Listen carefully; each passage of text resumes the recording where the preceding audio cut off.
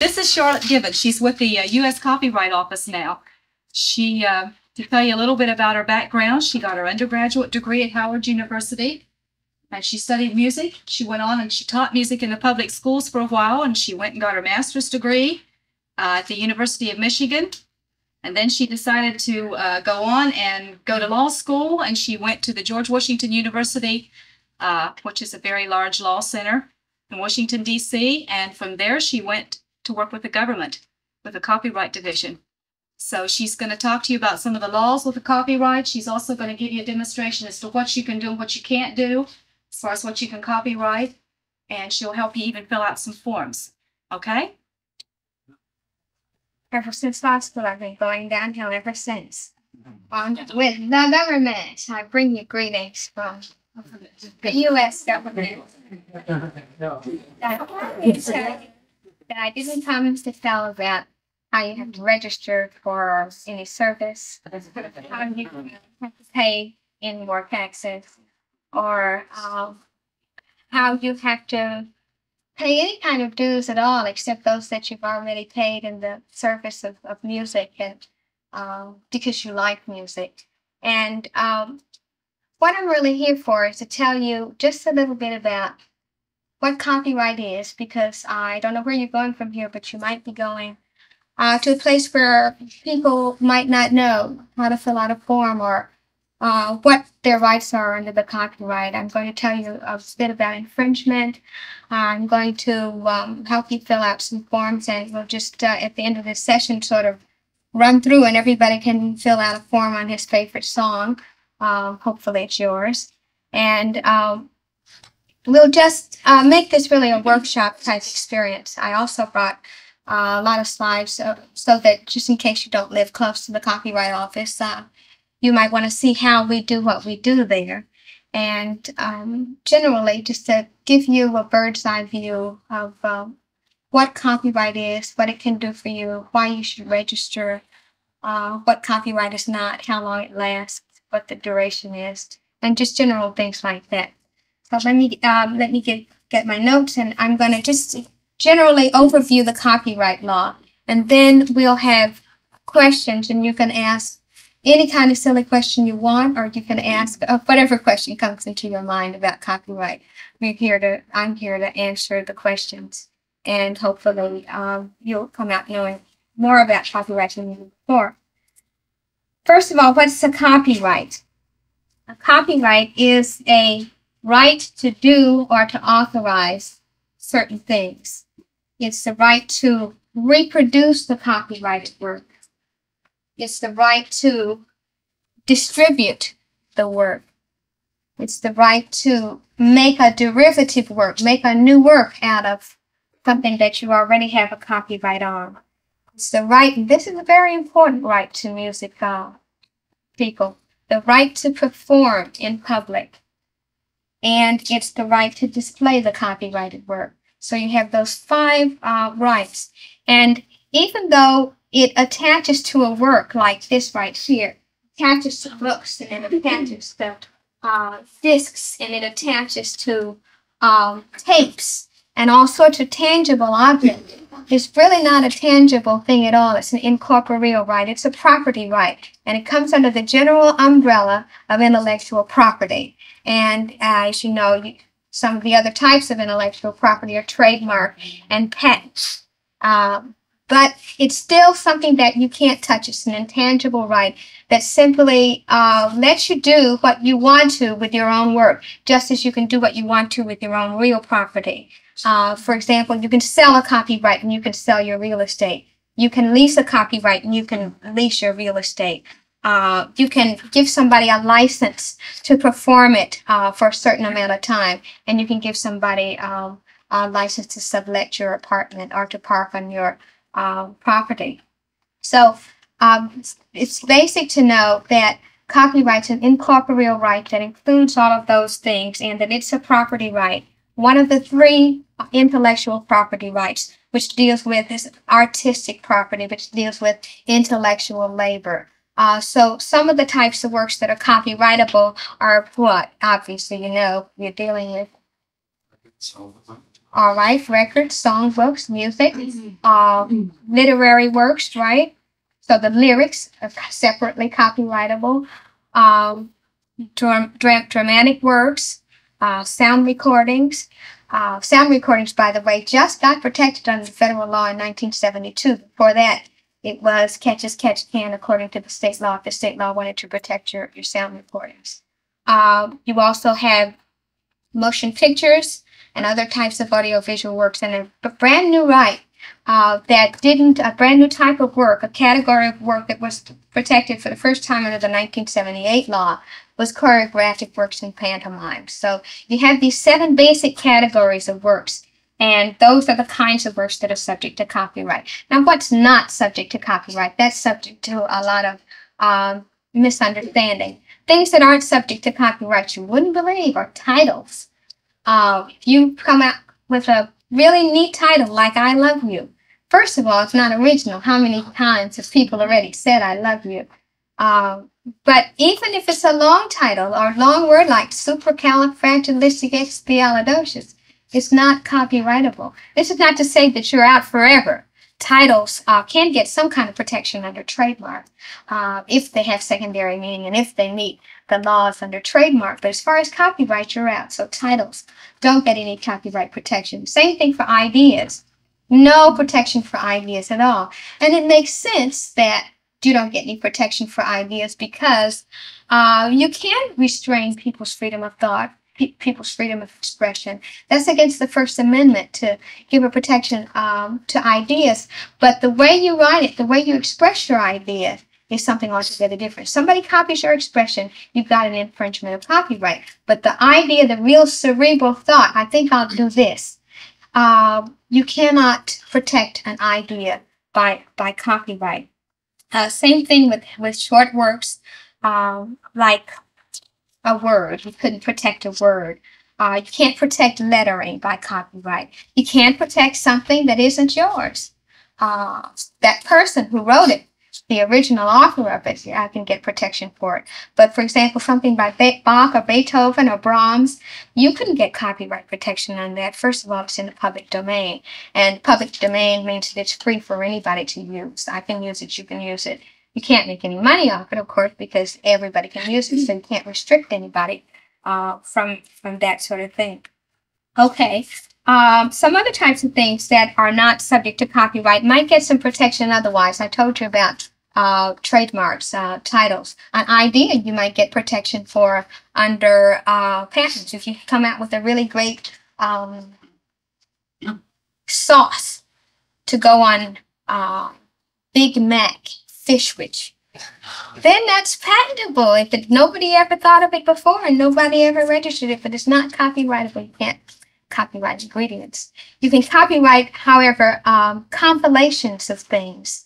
That means that you can put, somebody was asking me, as a matter of fact, really was asking me, how did Brand X, we'll say, get away with putting out records that somebody else had done some time ago, putting out sound recordings that Diana Ross, the Supremes people, some time ago had already copyrighted. The reason is that for 1972, there was no protection, no federal protection for sound recordings. So things that are in the public domain, like Bach's works, like Beethoven's works, that sort of thing, or things by other people, are not subject to copyright by you.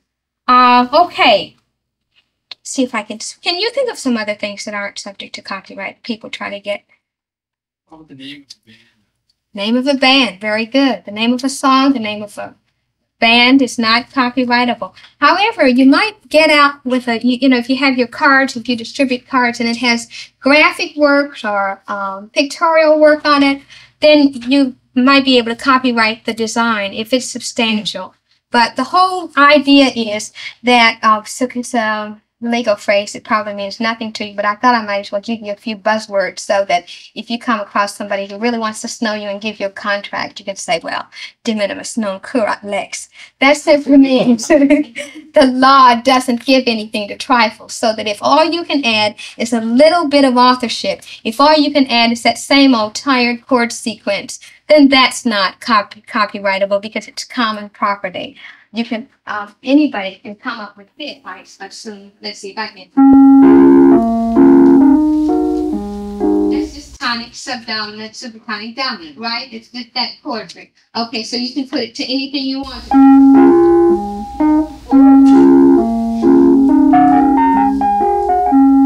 Okay, or you can go, what's that other one that goes with this chord trick?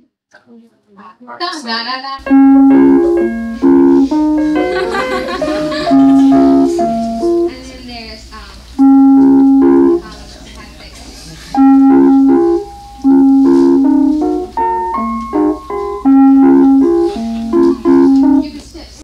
nobody's gonna let you restrain everybody else from using that chord sequence. Obviously, it's tight enough that nobody wants to use it.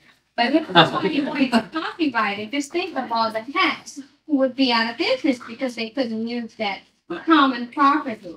And you notice that at one point I went 1, 2, 3, 4. And before, then later I went 2 and 3 and 4 and well, then you can't get copyright protection for just changing the meter, right? Okay, some people try, I'm telling you.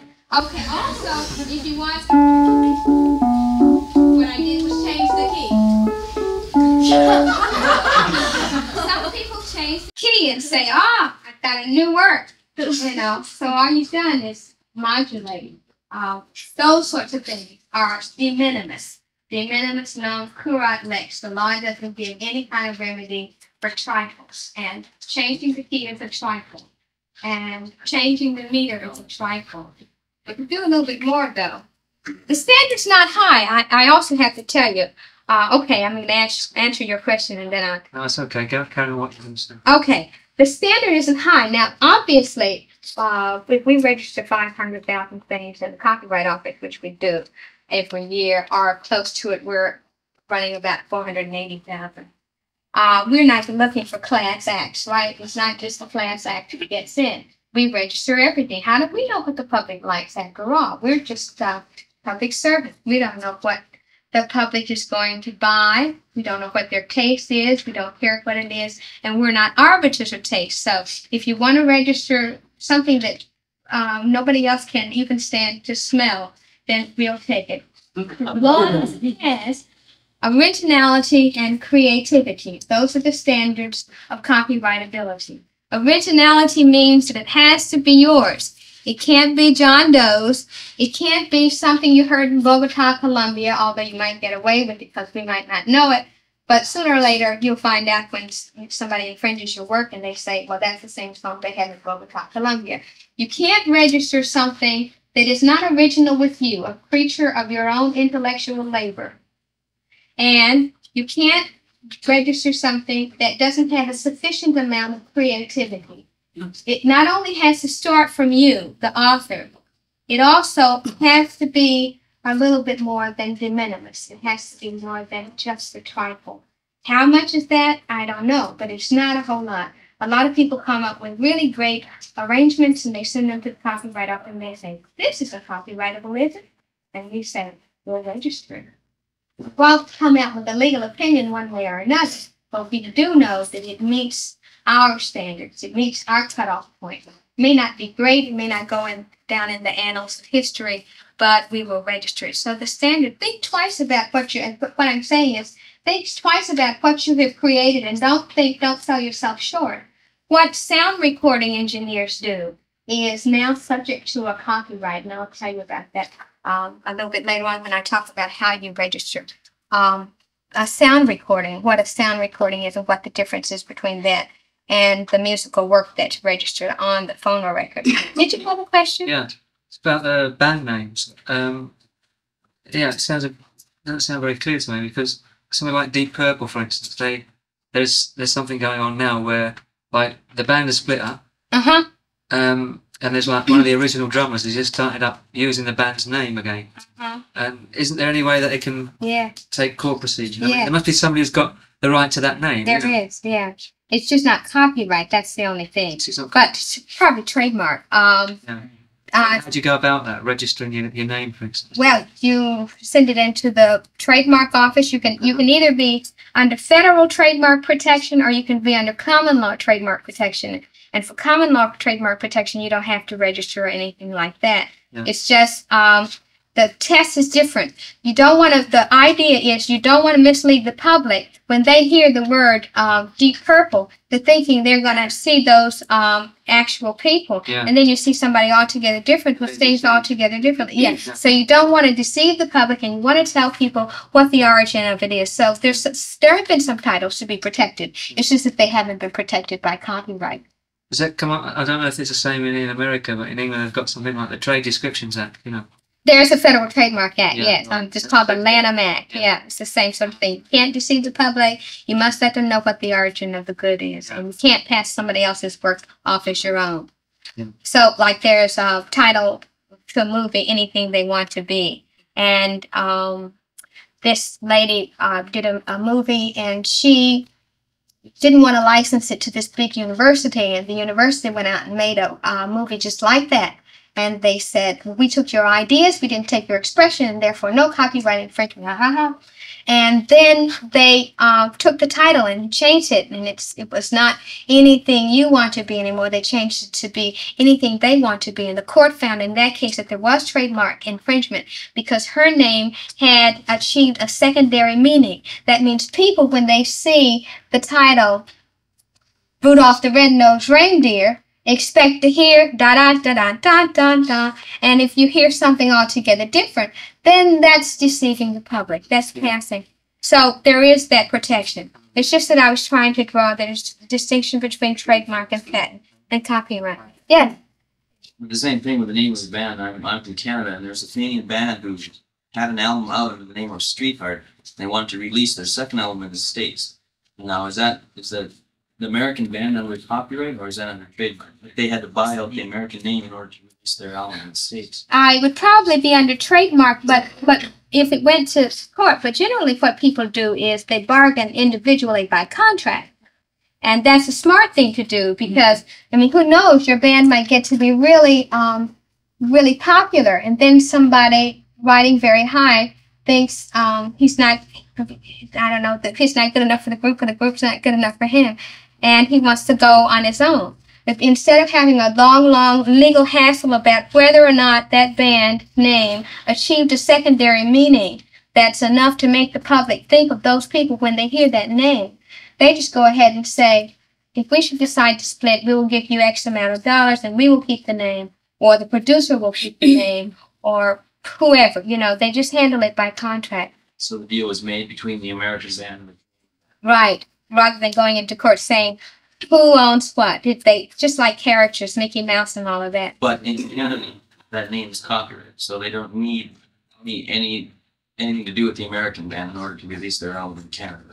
I don't know about Canadian law, but I would presume that it might be trademark rather than copyright, because it probably wouldn't meet the de minimis standards. See, Deep Purple, that's 2 words. That's not enough for copyright for intellectual labor, but it's enough to establish a secondary meaning. It's enough to make the public think of something, you see. So it might be trademark. I'm just not up on Canadian law, but I think it's probably like British law, since it started earlier. Okay, any other questions? Yeah. Okay. What about a logo? Yeah, if a logo is sufficiently artistic, could you stand up for just a second, please? I'm number 1. Okay. Yeah. With and without the stomach. That probably isn't enough. Because it's lettering, you know, it's nice lettering. You know, I'm number 1 goes, you know, kind of like in a pyramid and everything. But it's not enough pictorial graphic and graphic work to consist of a copyrightable work. But if you stand up with the recording workshop on, recording workshop won't make it, right? Because it's just letters. But those other hills and valleys would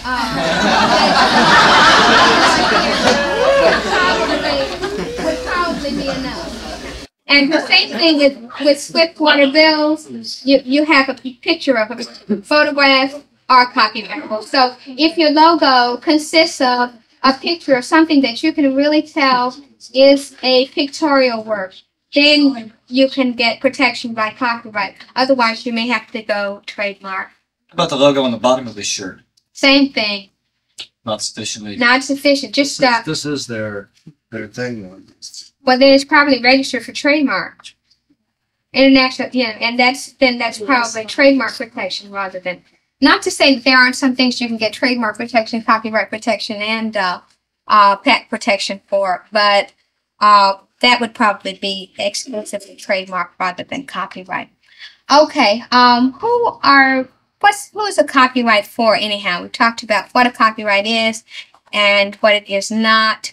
Who is a copyright supposed to protect? Ever since way back in 1790, when they started thinking about what they were going to put in the Constitution, the First Amendment read that Congress shall have the power to protect artists and scientists for their exclusive rights. They should for limited time. So it's artists and scientists that get patent and copyright protection. So obviously, artists is taken in in a broad view, so that we're talking about authors. And so it is the author who is the first owner of copyright, and the author who's supposed to be the beneficiary of copyright. So it's the person who writes it that's supposed to be the first owner of copyright. Now, there is an exception to that. For example, if you work for somebody, you work for a studio. For example, you live here and you work for Columbia. Columbia, even though what you do might be copyrightable, Columbia is going to pay you a salary. And that salary is going to be your, here's another buzzword, quid pro quo. It's going to be your something that you get for the right to Columbia to claim the copyright first off. So that usually I'm the author of whatever I create. If I go home and decide to write a song called The Recording Workshop or whatever, then it's mine because I wrote it on my own time. But if I'm hired to write, or if I'm hired to mix sounds by Columbia, and that's my regular job, and it's in the course of my employment, then you get the salary, Columbia gets the copyright. Columbia gets the copyright first off, and you are an employee, and Columbia is the author. That's called the employer for hire doctrine. That means that no longer is the individual who created the work the author of the work, but the author is the company. The author is Columbia. The author is the newspaper you work for, Time Inc. The author is the government for things that I have to do on my job, which again is not subject to copyright protection because they feel, why should the public pay twice? The public has to pay me, so why should they also have to pay for a copyright to use it? So you can add that to your list of works that are uncopyrightable, things that are by the government. Okay, so if you have to create something in the course of your employment, you're an employee for hire, and it is the company who happens to own the copyright.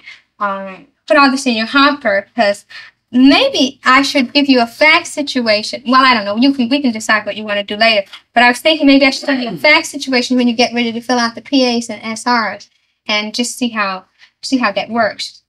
There's a blank on the PA form that says that asks the question whether the work is a work for hire or not. Okay. A lot of people say, and I guess these people are more used to dealing with the old copyright law. You know, we were dealing with the 1909 copyright law up until 1978, and in 1976, Congress passed a new law to take effect in 1978, and so you hear people talking about the old copyright law and the new copyright law. Under the old copyright law, you had to do something to get a copyright. You had to send your work in, you register it, you had to publish your work. That's about all you could do. And sometimes, like if you had a textual work, if you had a novel and you hadn't published it, there was no way you could get federal protection. That was under the old law. Now, under the new law, all that's wiped out, and as soon as you pick your pen up from the paper, you have a copyright. Copyright is automatic. So it's no longer really appropriate or descriptive to say that I am going to send this to the Copyright Office to get a copyright, because you have a copyright. Your copyright starts from the moment you finish creating your work. From the moment you finish drawing that last line on that great artistic work you did, from the moment you do your photograph your work, from the moment you play something and record it, that's a copyright. Copyright is now automatic from creation, and it lasts for the life of the author, plus 50 years after you're dead. Your heirs get to enjoy whatever economic benefit they can get from your copyright. Now, although it's not appropriate to say, yes. What if it's not written down or recorded? Good point. Not subject to copyright. You have to create it in fixed form. From the moment you pick your pen up, then you're protected because you've made something in fixed form. From the moment you finish playing and turn off your tape, you're subject to federal copyright protection. But if I do an elaborate dance here, such as Nijinsky never saw before, that's not subject to federal copyright protection because it's not fixed. So that's a very good point. Whatever you create has to be fixed in some kind of tangible form. So if I play saxophone and you all agree that it's the greatest thing that you've ever heard and nobody records it, then I don't get any copyright protection for that. No federal copyright protection. Well, how do you prove that it's yours? If, okay, you do record it, what if somebody else records it? Somebody else records it, but you didn't. But you did. Oh, you did too. Maybe you did right before that, 2 days before, or a song before. Oh, it's a matter of proof. Yeah, that's the thing. Yeah, that's the trick. I guess first I should say that you can get protection on things that you didn't fix yourself, that somebody else fixed for you and you didn't tell them to, because they used to do it at the Metropolitan Opera House all the time. Just as soon after they finished having a big performance and they have signs all over, no taping and all that sort of thing, the singers themselves would go out to goodness knows where, maybe San Goodies, and pick up tapes of their songs. They knew they were taping them, but they weren't authorized to do so. Then that's a copyright, but it's not a federal copyright. It's a common law copyright. And that means that you have to go into state court and fight it out, because you didn't do what you had to do to get a federal copyright, which was fix it in tangible form. Now, I suppose the thing that you were talking about was that you really did fix it in form.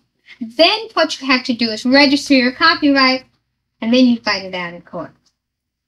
It's a matter of proof, though. It's a pretty nasty business. But this is what I was going to tell you about the tricky business. Although it really isn't appropriate to say that I'm going to send my work into the Copyright Office and get a copyright. It is in a way, because you can't do a doggone thing with your copyright in court unless you have a certificate, unless you have sent it in to the Copyright Office. So what does it mean? It sounds like a cruel joke to say that you have a copyright but you can't protect it. It doesn't sound sensible. It means that if I infringe, if somebody, that second guy, goes into court and says that this is actually my work, and then you later on register your work for copyright, when you do get in court, you can prove these millions of dollars of damage that he did to you even before you registered your copyright. So that proves that you had a copyright because you registered it. It proves also that you had a copyright back from the date of creation, because that was way before you went into the Copyright Office or sent it into the Copyright Office and registered it. So your remedy, your damages, if somebody makes $1 million off your work, date back to the time after you created it in fixed form, even though you don't get some certain remedies until you register in the Copyright Office. Okay. How do you register? I guess we should get into that. You send a deposit. In the case of music, it's a copy or a record, a phono record, we call it. You send an application form. In the case of music, again, it's a Form PA. That's the correct form. And then you send $10. Well, and then, there's been some problem about that, too. You've heard of poor man's copyright, haven't you? Mm-hmm. Okay, poor man's copyright was basically for the old law. That meant what you did was, and I'm not knocking it because it might be of some proof, you see, in one of those cases. You sent it to yourself on August the 1st. Somebody else sent in a copyright on it on August the 3rd. Here you have your unopened package. It's not bad, but it's just to say that you've gone to the expense of sending it to yourself, plus you have to register your work for copyright. Poor man's copyright, for those of you who don't know, is the practice of sending a copy or sending a tape recording to yourself, registered, leaving it alone for purposes of being able to prove that you wrote a work as of a certain time. You can do that, but again, it doesn't do you much good until you actually have to get in court and say what good that is. There is a cheap way to register, though. I mean, we don't have discounts like drugstores or anything like that, but you can register several copyrights on one form. And I think probably I'll just get some forms out to you and get some circular R1s out to you, so that you can follow along with what I'm talking about, so that you read exactly if it doesn't make any sense, and so that you can have the forms from you. R1 is called the nuts and bolts of copyright, and it tells you in general what I've been talking about. Who can claim copyright, what a copyright is, how long it lasts, etc.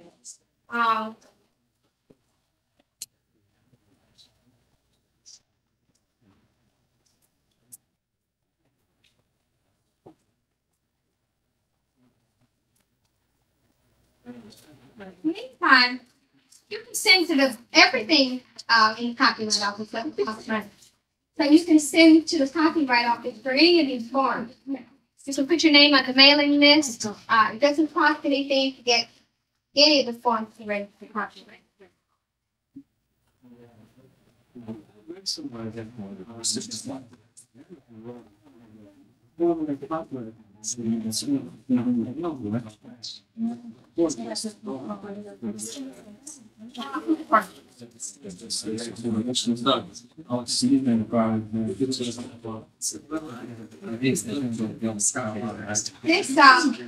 gentleman said that he read someplace where the poor man's copyright doesn't work anymore. Well, this said there are still dangers. One more. Let me go back and see the bottom of okay. Here I carry 77 forms of each of these on the back, and you know those on that. Well,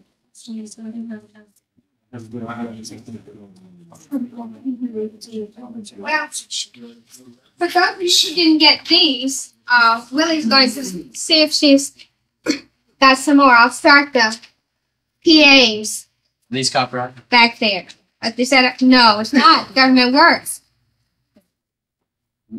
Unfortunately.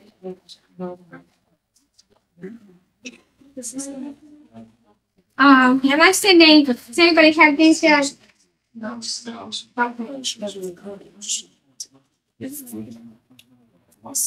Okay, who needs R1?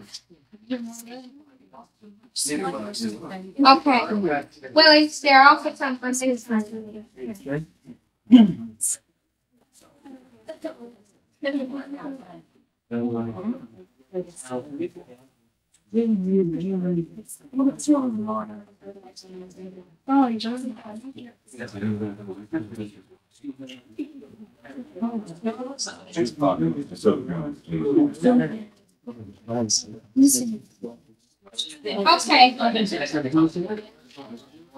You're missing R1. Nuts and bolts. Who's missing that? Nobody. Okay. R99. Anybody got any extra? They haven't gotten around there yet. Okay.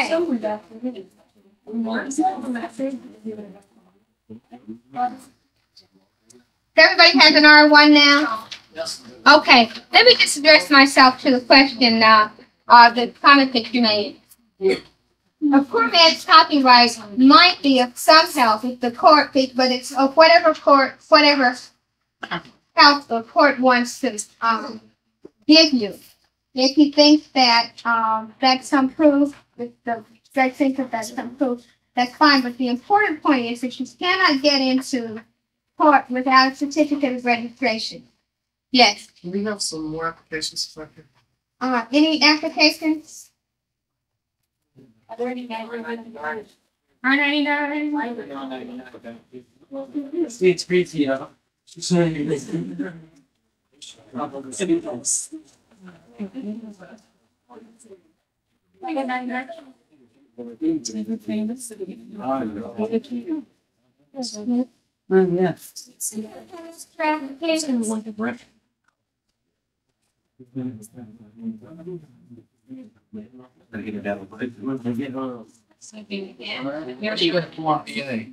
I need to work here. I can say if I wasn't here and I didn't get this and I wanted to copyright it. Then you send it to Copyright Office, and They have local law. no, unfortunately, just Washington D.C. But just write a letter, Copyright Office, Washington D.C. 20559, and they'll send it to you free. Okay, let's see what page are we on here.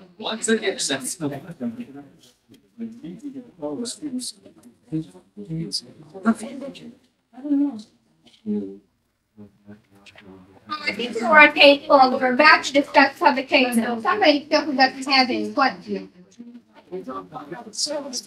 R99. Your son. Okay.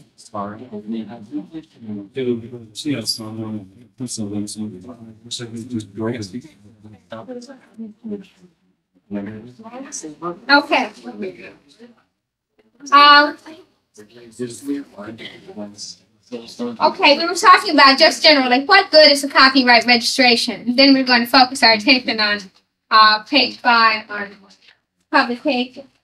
Not only does a copyright registration get you into court, it gives you something called prima facie evidence of the facts in the registration. So that is somebody ripped you off for $1 million. Go into court with your copyright registration. You bring your registration in. The court says, "What proof do you have that your copyright is valid?" And you waive your copyright registration. You say, "Here it is, Your Honor." And he says, "What proof do you have that the facts in this certificate are correct?" And you say, "I have my certificate again. It's been duly registered in the Copyright Office." He looks at it. The court must give it the credibility of being absolutely true as to facts and absolutely true as to the validity of your copyright. Now, the guy who ripped you off for $1 million says, well, he doesn't really have a case. He doesn't have anything to say. So I rest.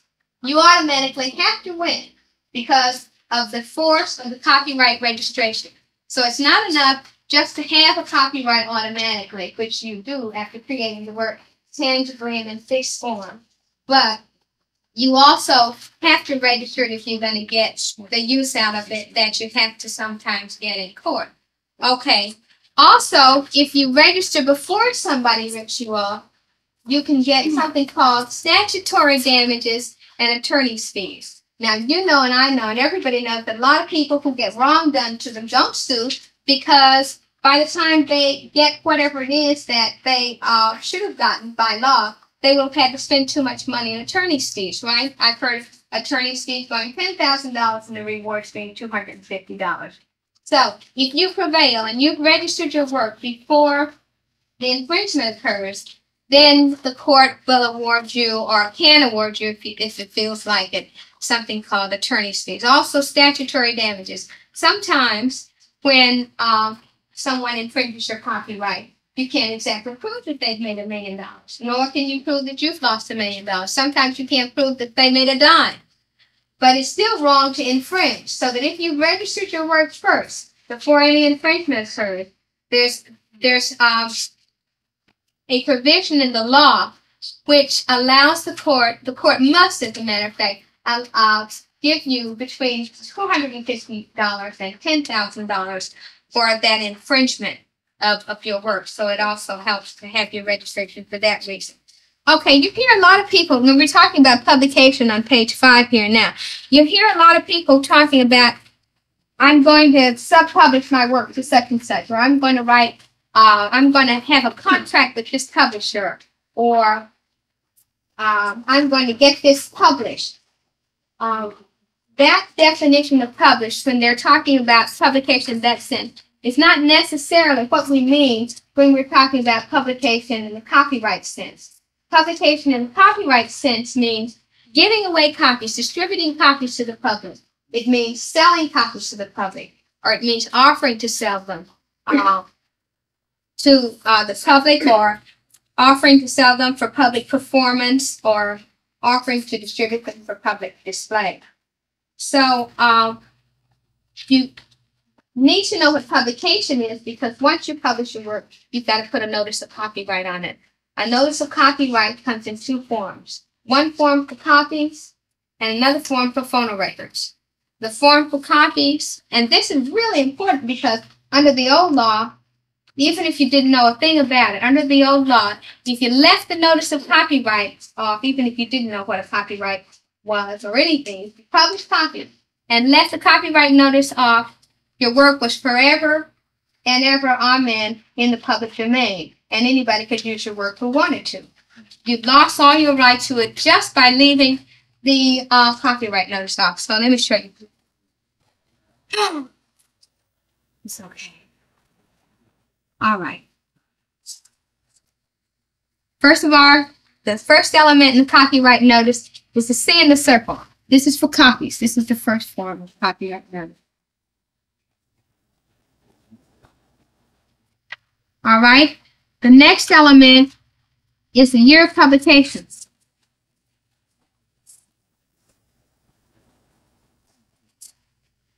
And the next element is the name of the copyright owner.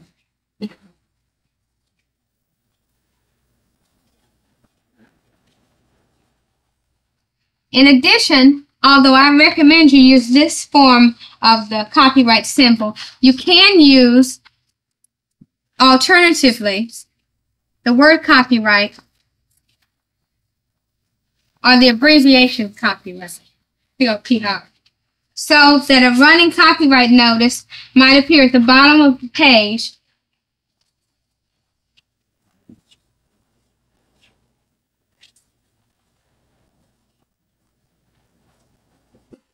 how you spell shows. Okay, that would be a copyright notice. I recommend this because that gets you more international copyright protection than the word copyright or the abbreviation copyright. That's because one of the big multilateral copyright conventions that the United States belongs to is the UCC, the Universal Copyright Convention, and this is the form of notice that they want on copies. The same, except what's the symbol that you need for phonorecords? Yes, I heard. P in a circle. Second element is the year of publication. And third element is the name of the copyright owner.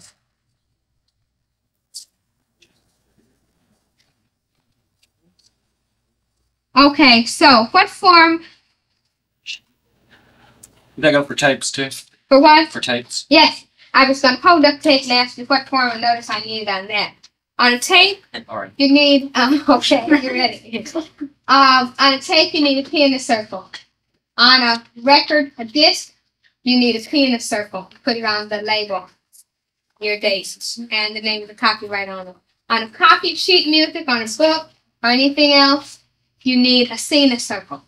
Now, what about the music that's on that record? You record music on it. Do you need the C in the circle too? No, you don't need the C in the circle. The P in the circle is all you need to protect whatever it is that's recorded on a phono record, even the music. Because music, because the C in the circle notice only attaches to things that are visually perceptible. And you can't see the music on a phono record or on a tape. And therefore, all you need is the P form note. Okay. Unpublished works don't need copyright notices on them at all. You don't run into too much difficulty at all.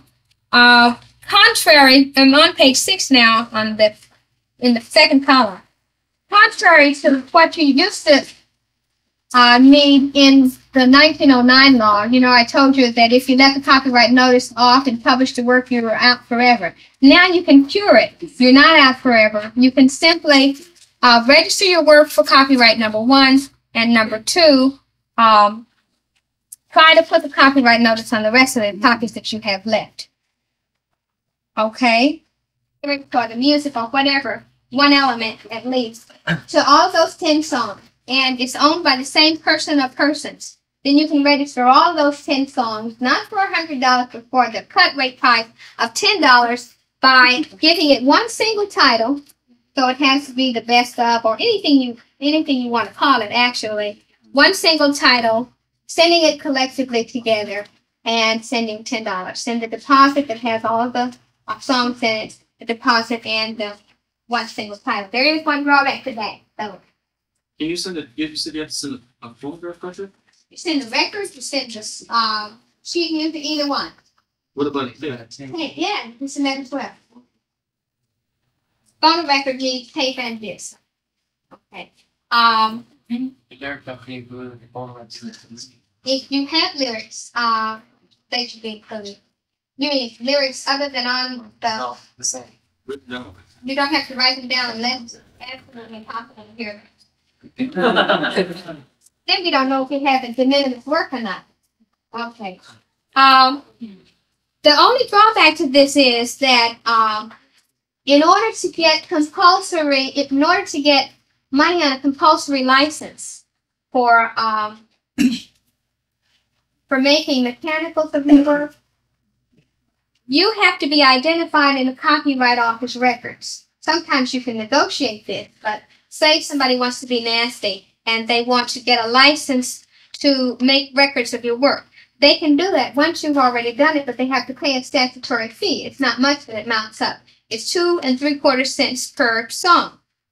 If you're not in our records, or if that title, say for example you wrote 10 songs, and the 5th title is what somebody wants to make a record of. You made a record of the whole thing, and you script the copy, you published it, whatever. To be sure that you have all the titles in, you should either write them on the form, not in the space 1, but write them on the continuation sheet, or write them where it says previous and alternative title. Be sure you have all the titles in, because you can do it that way, because otherwise that's not going to clearly entitle you the monies that they would pay for recording your song. If you have a collective title, just think, you have one title. Somebody looking at that registration is not going to know that the 5th song is Damp Purple, say, and that's the one they want to do. So you're not identified in our Copyright Office records. You can send a separate statement. You have to pay for that as well if you want to record it. Or you can put it on the copyright application form. Okay, how long does copyright last? I told you that it lasted for life of the author plus 50 years, right? Okay, what happens though if you have a company, if Columbia, say, is the author, then Columbia being a company doesn't have a finite life. So that's for 75 years from publication or 100 years from creation, whichever happens to be shorter. Okay, and the forms are TX for the literary forms, PA for music forms, SR for sound recording, and VA for visual works. Okay, you have any questions? All right. then I will show you how a copyright travels through, how a copyright application travels through the Copyright Office.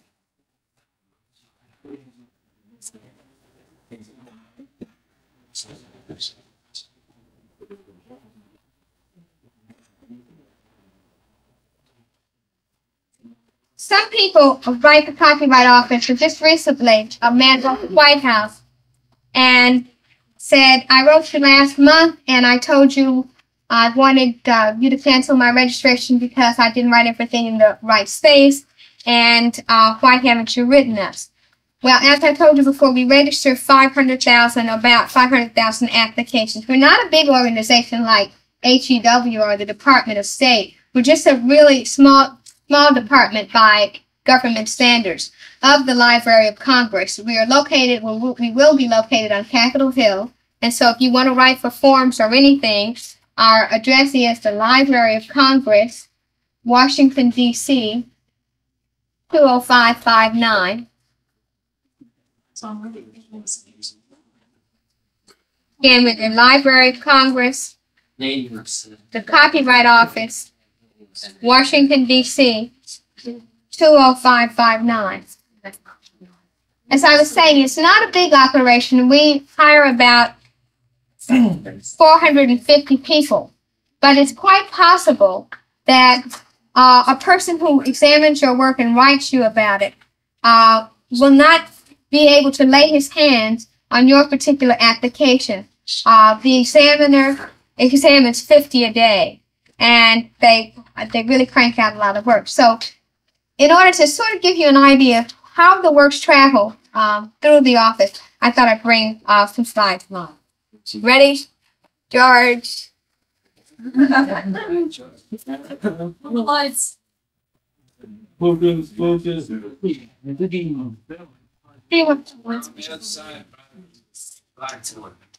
Oh, okay. All right, that just simply tells you what the Copyright Office registration process is about to begin. Okay, next. Nothing. Yeah, that's a great sunny day on the office. Okay, I think I'm in the way.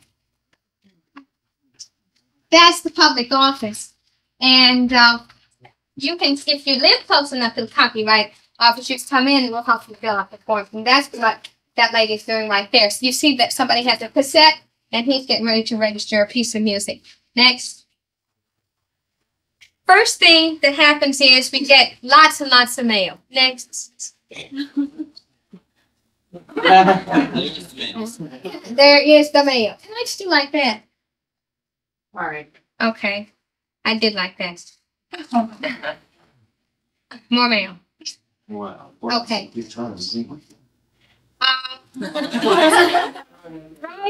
Your precious intellectual property around. No, actually, he's logging in the mail so that we can track it. Since it falls into so many people's hands, it's quite necessary to give control cards to it to keep stamping things in. Now, a lot of this is wrong, but you can just have to turn your head a little bit. That's a Form VA. That's the visual work coming in. And the first thing that we do is separate the money. And we ask you not to send money because everybody in these inflationary times is tried when they see green money. So just send in a check, and we separate the check, send it to the treasurer, and nothing infuriates people more than saying, I've sent you my copyrighted work to you. I sent my application. I sent you my $10. You cashed my check, and I haven't heard. Well, we have to cash the check. I'm one of the big spenders here. Don't put money away. We have to cash the check because that's the only way that we can keep up with the money. Next. You make it out to the treasurer? You make it out to the Copyright Office, but we have to send it.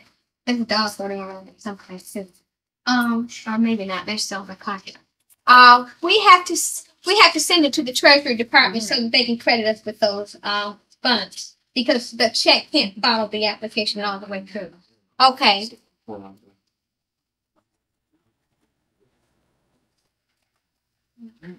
They're crediting your account with the money. and preparing control cards. Oh, same thing. Preparing control cards in duplicate. Upside down.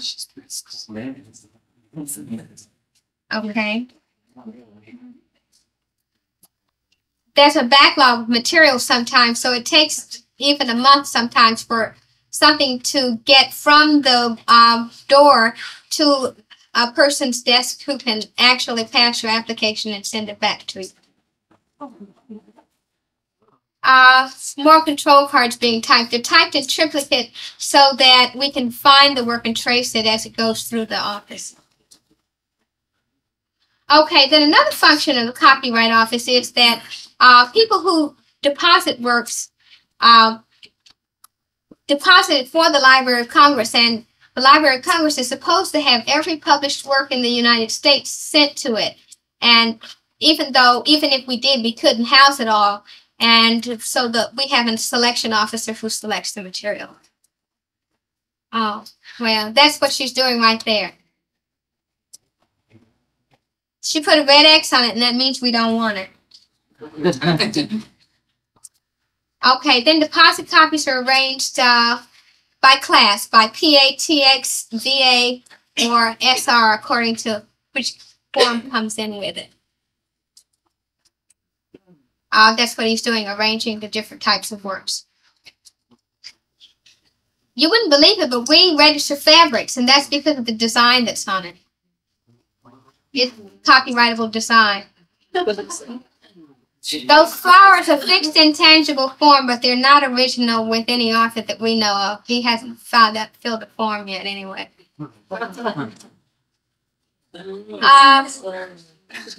Other works. Okay, and this is what my section does. It examines the material for registration. All right, and there we are examining a phono record. We actually play them to see if you say lyrics and music are on there, lyrics and music really are, and if it's also to see that it's not the Star Spangled Banner or something else that we recognize. Sorry, can I ask a question? Do you have anything to do with like censoring lyrics or what? I'm sorry? Do you have anything to do with censoring lyrics? No, not really. If you think it's like in bad taste or... Oh, Lord, no. But we wouldn't register any. No, we don't. Oh, that's it. There has been a recent obscenity case, but that was in the courts. Generally, we give people the benefit of the doubt. There was a run on porn stuff, and we had to keep it locked up. Oh,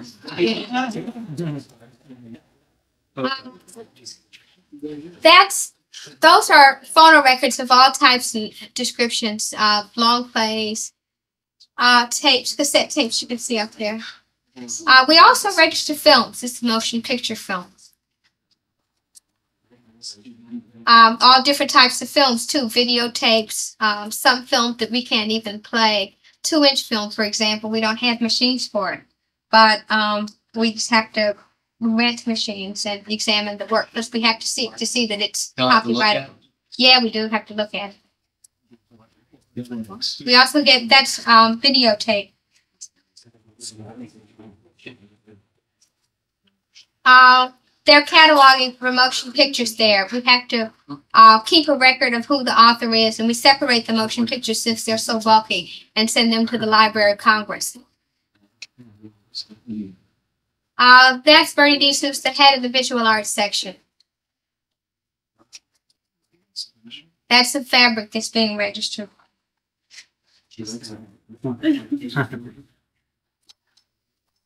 Okay, then after we pass the registration, pass the work, it's given a registration number. That's how you know it's been passed. It has a seal on it, and it has a number, a PAU number, an SRU number, a PA number. And that's the numbering unit, and that's what they're doing there. You see, he was facing the clock.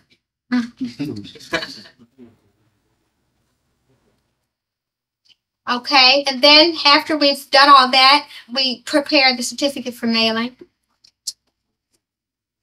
And the certificate's photocopied. And she's doing it. And you can't quite see that, but she's giving it the official seal. Do y'all keep a copy of whatever? Yeah, we do. We keep a copy of all of that.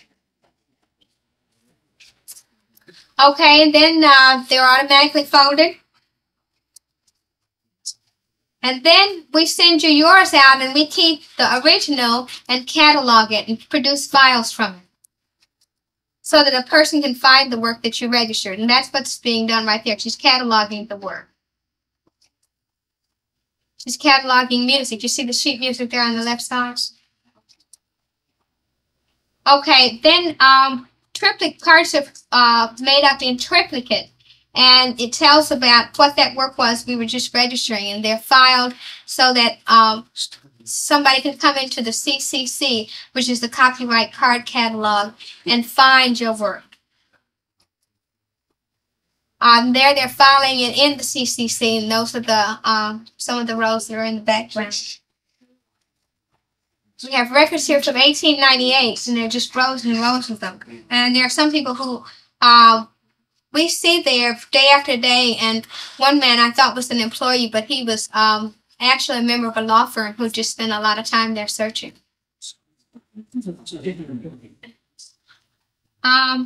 If you want to, you can use the the catalog of copyright entries, which that is. It has the same information that the cards has in it, but it's only by date. So you'd have to look up a particular year. You'd have to look up the work in every volume by year, whereas you have the cards right there before you. Okay, sometimes, you notice they appropriately put this in red. Sometimes a claim presents a problem and it doesn't sail through and you don't get it back in a couple of months that you thought you would. And it's 3 months and you haven't heard from the Copyright Office and you know we cashed your check. What in the world is happening? Well, first of all, we examine the work, and this man is examining a book. Apparently what was not done, can we move that over just a little bit? I guess everybody can really see that. But you remember we were talking about works made for hire. Somebody probably wrote Columbia Pictures, Inc. in the author space and didn't check yes to the work made for hire. And for that, we would have to hold up the registration and find out whether Columbia Pictures really was the author or whether some individuals were authors instead. And so we would correspond about that. So you see where he's making the red X. Apparently Buck and Wing Publishing Company Inc. was the author, but they didn't check that. You have to check it. Well, an individual person wouldn't check that, yes, though. And not an individual person. In the Copyright Office, we have to send it back I'm to saying the person who if I would send one thing in, it would be on. Oh, I see. I wouldn't check yes. And only a corporation or a company. Well, normally only a corporation or a company, but say you, just for pure vanity's sake, wanted to have your name on something as having written it as an author and could afford to employ somebody else to write it for you. If you hire them, they did that in the course of their duties, then you could be the individual named and your employee would be out and you would then check yes, but that's unusual. Okay, so then if the claim presents a problem, then it has to go in our tracking system and we prepare UBs, so things called unfinished business envelopes. Well, case file is started and we have computers that put all the information or pertinent information about your claim online so that we can find it when you write back and have the application and everything. Okay, and those are things, that's where we store it. Upside down like that. Okay. This young lady is typing a letter. There's a great strain on her back.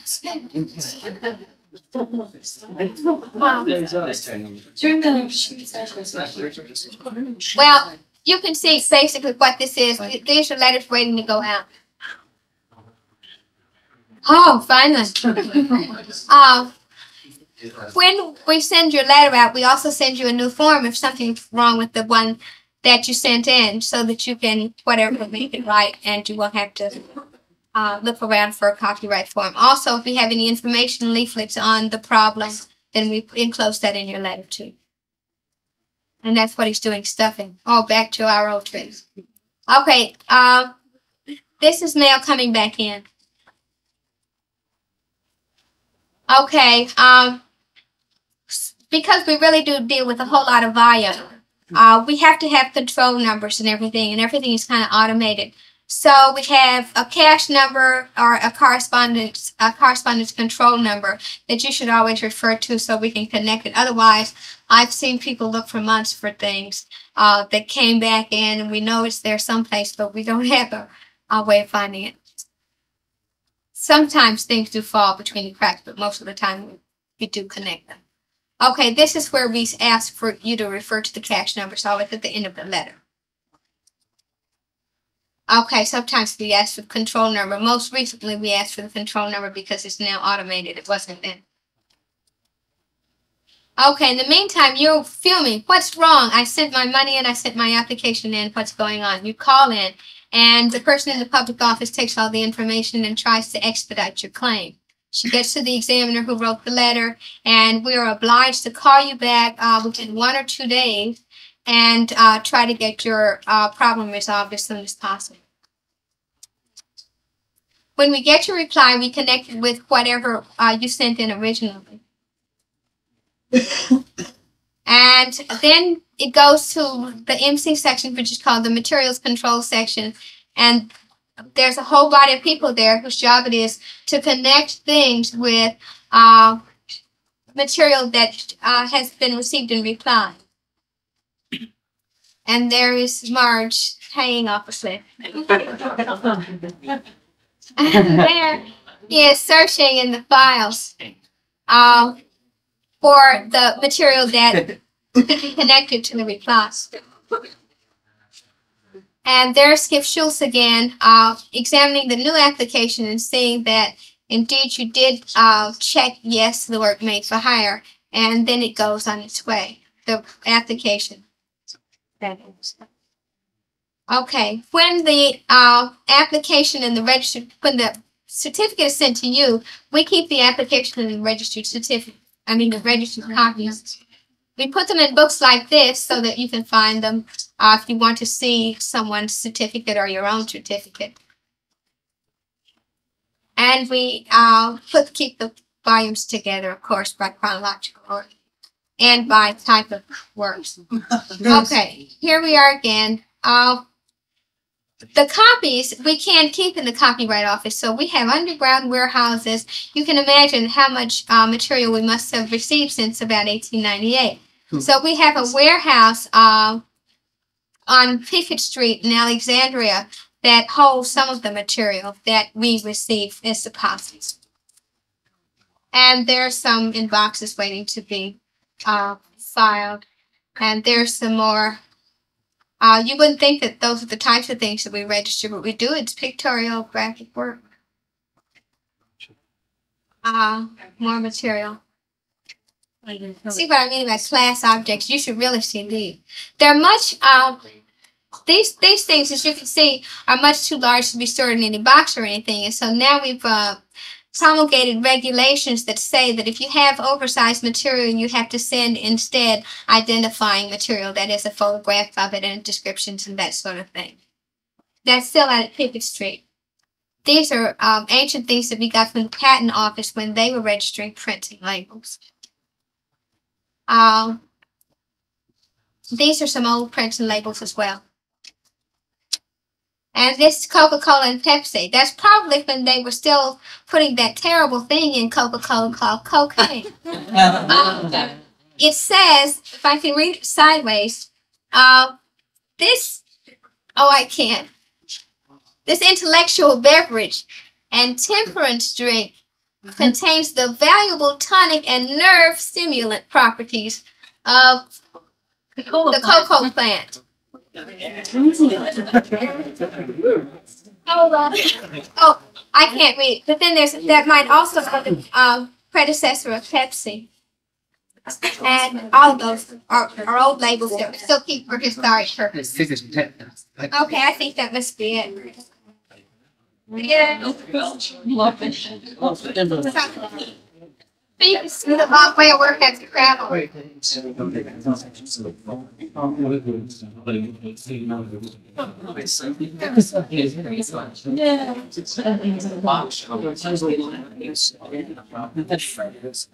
I'd like to do now is to have you complete some PA forms. Ask me whatever questions you want to ask me in completing them and turn them in, and we'll take a look at some of them. You don't have one? Let's think of the title. Think about absolutely outlandish title or the boy. And so think of You fill out there? so, if you have the PA form, does everybody have one? Yes. No, we're up. I'll give you a start.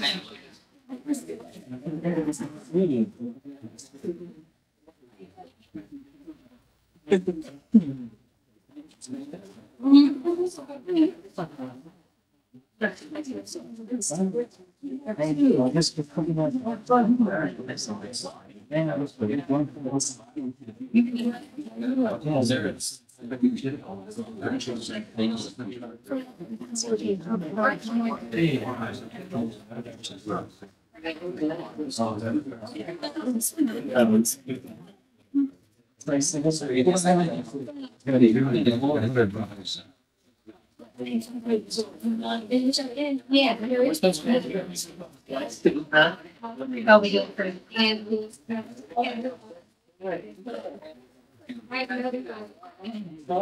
Continuation.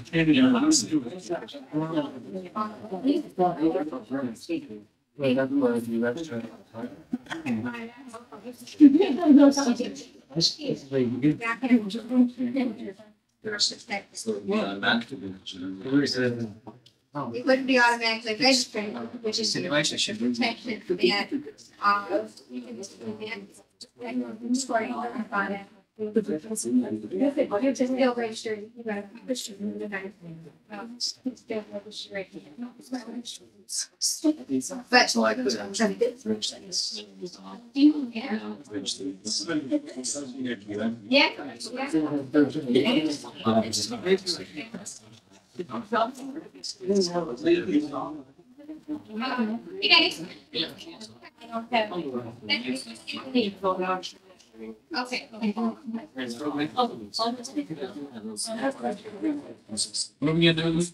okay. Okay, what are we gonna do? We're going to, first of all, I'm gonna find another 3 more PA. Anybody know where?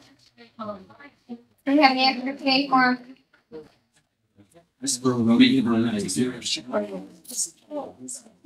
I'll give you SRs instead.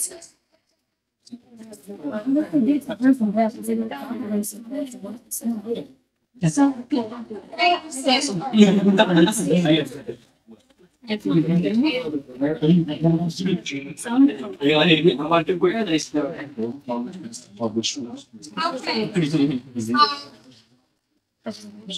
First thing is, a lot of people think that when you fill out government forms, particularly, you have to fill out every stage. You need no stone unturned, and like the IRS forms or something, if you're the only author, you have to write your name 3 times, even though you've got space enough to write it and your contribution.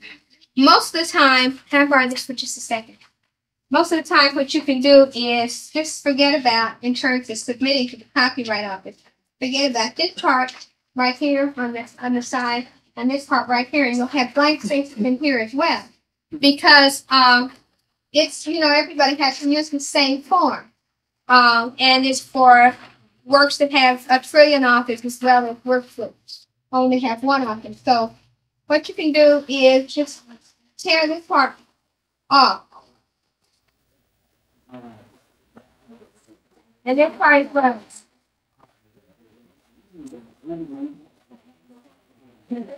Okay.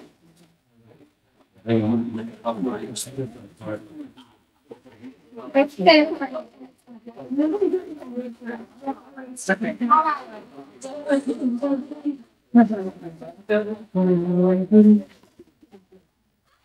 now, this part you should prepare also, you shouldn't throw away and read it because this constitutes the instructions for how to fill out the form. It tells you exactly how you can fill out the form.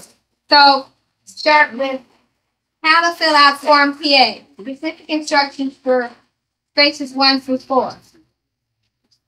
Now, even though the chief of the Copyright Office, the chief officer of the Copyright Office, is called the Register of Copyright.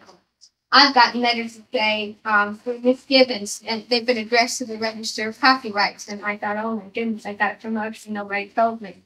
Basically, you're the registrars of copyright because you're the ones who create the public records. What you write down, scroll down, you can write it in pen or you can type it. What you write down is what gets registered, what gets put in those books, and what is supposed to constitute prima facie evidence in court of the validity of the copyright. So it's very important what you put down. So you think, why am I completing this form? What is this space supposed to do? What purpose does it serve? How is it going to help identify my work so that anybody searching the Copyright Office will know that I'm the owner and I'm due the just desserts for creating the work. So you start out with space 1. Space 1 is for the title. You can give it a title. If you're talking about a collective work, you can give it a fanciful title, or you can use a title that says the collective work of John Doe or Volume 1. It can be descriptive or it can be fanciful. Obviously, we have a lot of songs by the same title, so that's not enough to identify the work, but it's a good beginning place. So where it says title of this work, write in a title. Just any title.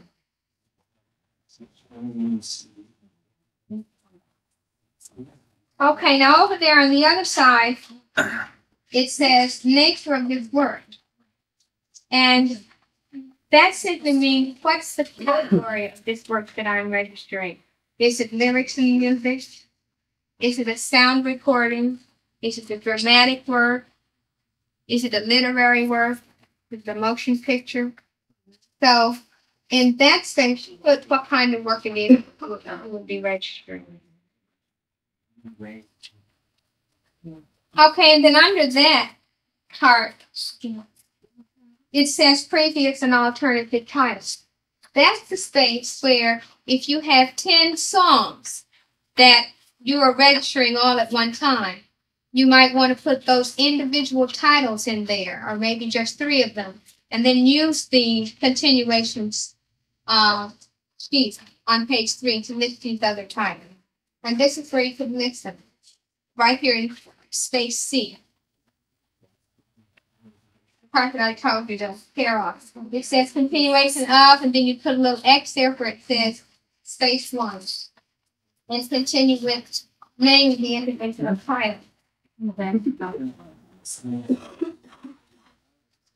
Okay, the most important part of the form is the authorship. It's the name of the author, because after all, as we said, that's the person who is supposed to be protected by copyright. That's the person for whom the copyright laws were instituted. And it's that person who's supposed to get the economic benefits from his intellectual labor. So you want to be sure and put the name of the author there. However, there's an option. If you want to be anonymous, you don't have to put your name there. You can just leave it go. Or if you're pseudonymous, you can put your false name there, your pseudonym there. That's going to give you another term of copyright because if you're not identified in our records, we're not going to know when you die. So it's going to be 75 years from creation or 100 years, 75 years from publication or 100 years from creation, whichever term is shorter. You never get any money out of it. Right? I'm sorry? You never get any money out of it. You remain anonymous. You might not unless you've already gotten it. You know, for example, you sold it already. But it's not your usual caliber work. And you don't want to be associated with it. Yes. You copyright something, right? Yes, yes. There's no age limit on it, but there might be some state laws that attach to your making contracts, transferring it, that sort of thing. But you are eligible for copyright. The contract is valid. In most states, it's valid if you want it to be, basically for the purpose of protecting minors. So if you decide you want to walk away from it, it's voidable. And that's why a lot of people think, and you should seek legal advice in dealing with minors, or if you are a minor, you have legal advice. Okay.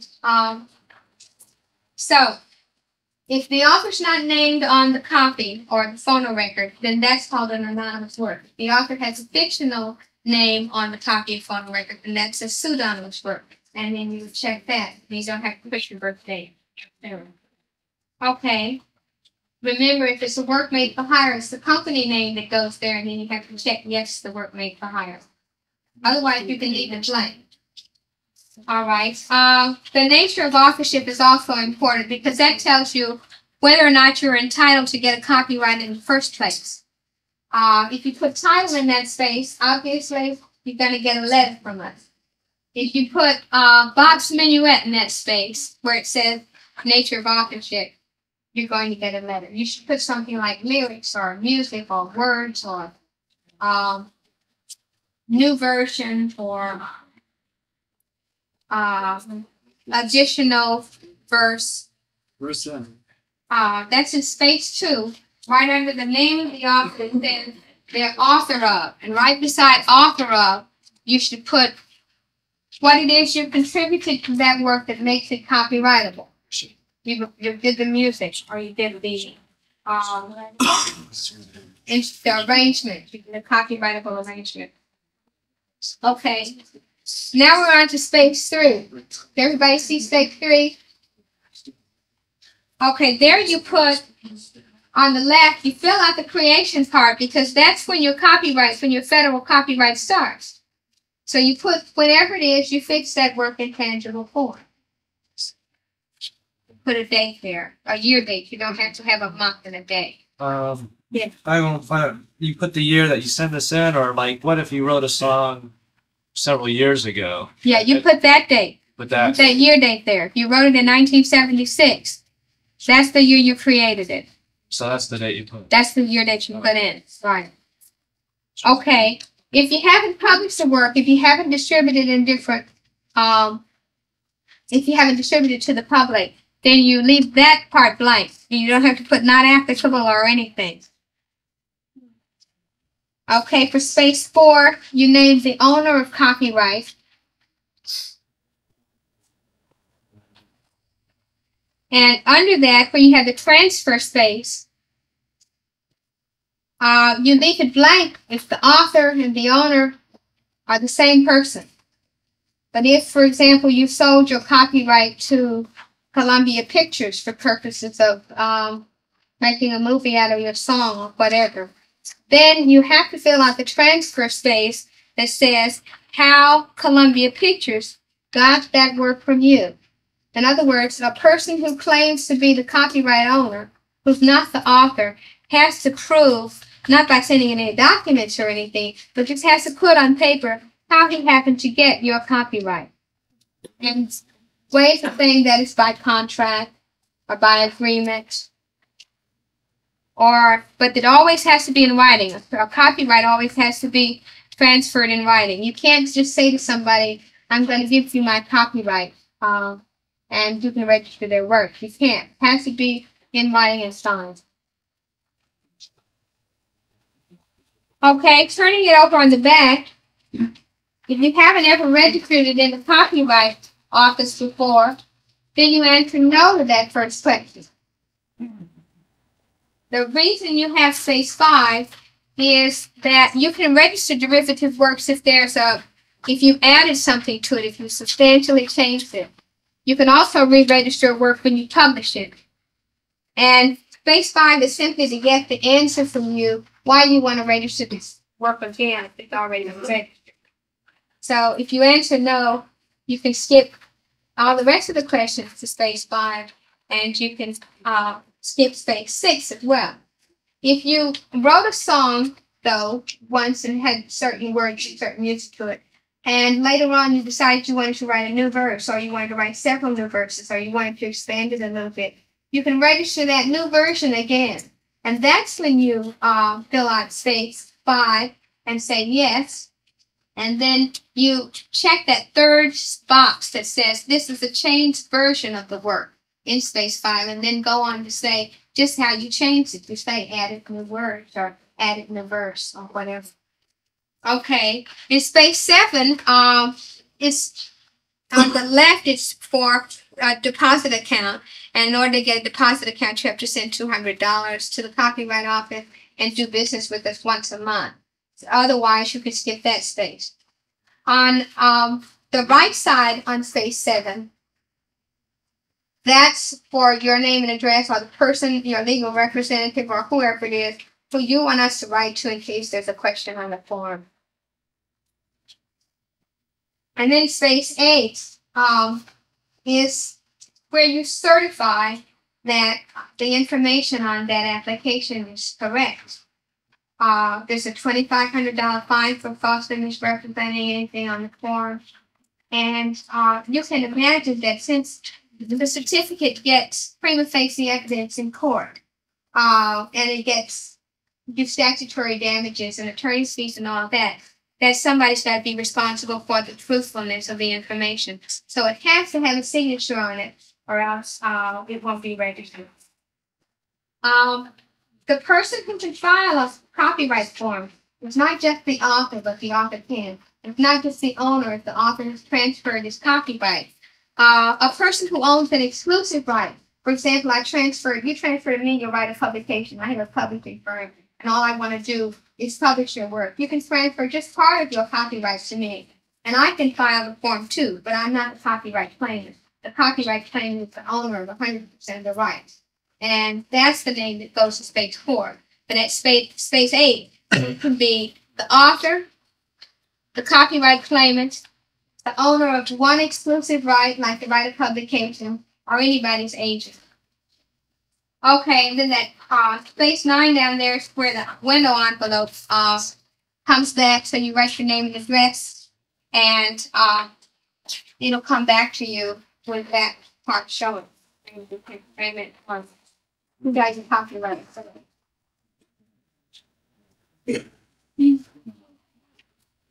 Okay, if you've all finished the form, then you can take a look at them and complete them. And then you can turn them, pass them down, and I'll take a look at it.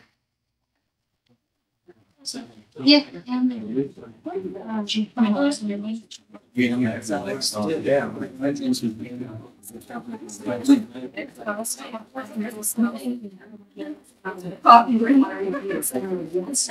No, for purposes of identity, but everybody knows.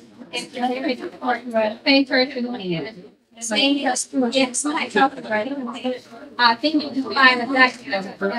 Find a document and say, additional people and then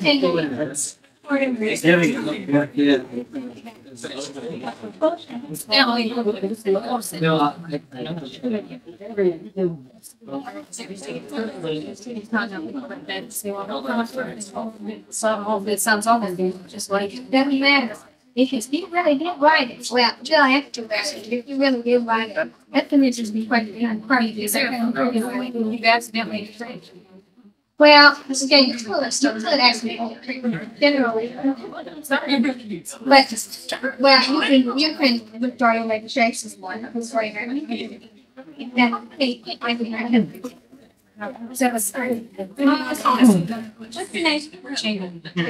Jane just brought up a good point. She said, what if you happen to register work and you have a really good song, and we get in the copyright office and we see that it's just exactly like somebody else's work? What do we do? If it's exactly like somebody else's work that's really popular, then we write and ask you about it. If it's exactly like somebody else's work and we can't tell that, then we wouldn't say anything about it. but we would pass the work and take it at face value. The point that's important to be made about this is that copyright protects originality and independent creation, so it's possible that I could write a song and it could have just about the same melody as an independent original song by Jane. And in that case, the Copyright Office does not get involved, and each of us is entitled to exploit our copyrights. You can write a song, because as you know, there are many songs that sound very much alike that are played on the radio today. So as long as you really didn't infringe that work, as long as you really didn't copy from that earlier work, you're entitled to a copyright, and you're entitled to register your work, and I'm entitled to register mine as well. But if, for example, and this happened to George Harrison, if there's been a song that's played all the time on the radio, and you come up with a song that's just like that, then it's kind of hard for somebody to believe that you thought of it independently because it's been all around. So the court might find that you didn't intend to, but you actually did infringe accidentally. That's still nevertheless an infringement, and you have to pay up. It's like that Bill Joel song, My Life. What song was that? My Life, Bill Joel is in that there. Somebody said that it was just... Yeah, they had copyright. But that was the same time that the film was still going on, and Bill Joel sat down and did My and Life. wrote it. He might be in trouble. Harrison was found to have infringed a word called She's So Fine. Yeah. And the who? Chiffon. Sorrel. Yeah, the chiffon. Sorrel? Yeah, I think so. Way back when. 10 years ago. Chiffon. No, there's a chiffon. Chiffon. Oh, maybe, Chiffon. maybe so. Y'all.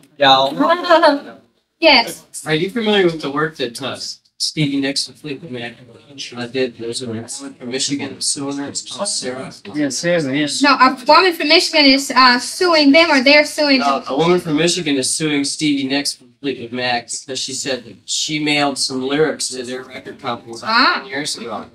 But she never copyrighted them until after the song came out that these people recorded. Stevie Nicks said that she'd never seen the lyrics or heard the music.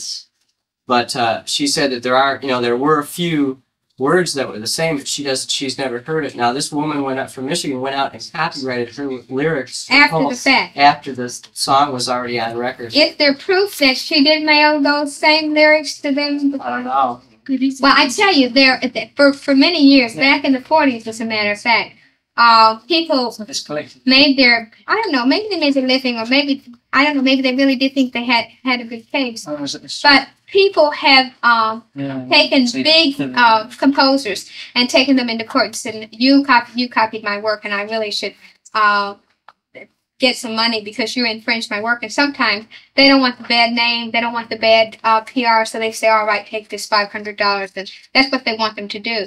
And in truth, they didn't infringe their work at all. They never heard of it. And so it's very hard to prove infringement. You have to, first of all, have access.